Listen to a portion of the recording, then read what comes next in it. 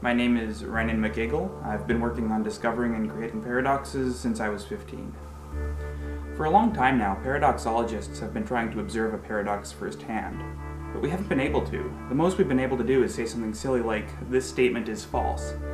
Right, the idea there is that if it's false, it's gotta be true, and if it's true, it's gotta be false, so you end up with some kind of paradoxical loop.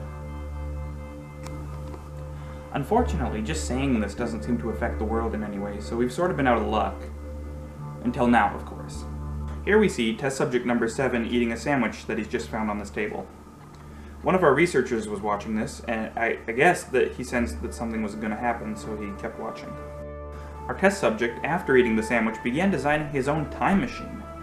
Now how he did this, we're not really sure. The best we can figure is that it involved a rock that he took with him into the machine. Now as we see here, he's used the machine to go back in time to eat the sandwich before its original self even saw it. We think he may have just liked it so much that he wanted to go back and eat it a second time. Finally, we see the original version of test subject number 7 attempting to eat the sandwich. Unfortunately, since the sandwich has already been eaten in this timeline, he can't actually eat it, so he doesn't have a reason to go back in time in the first place.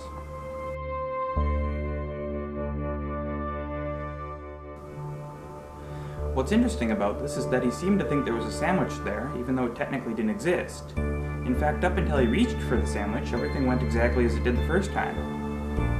We're still not quite sure why this happened, but it certainly shows that a lot more research is necessary to understand this phenomenon.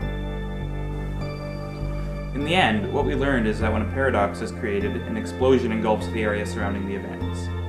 Since all the events leading up to this paradox occurred at subject number 7's place of residence, only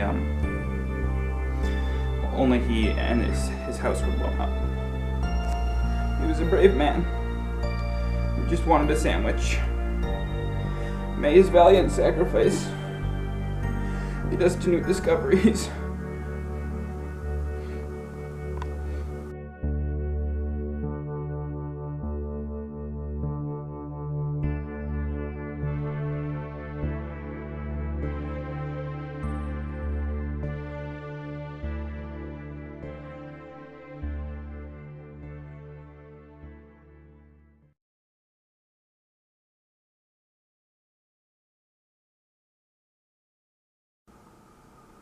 In the end, what we learned is that dang it.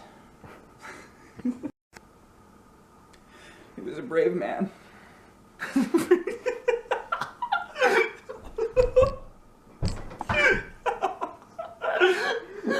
This is gonna be harder than I thought it would be.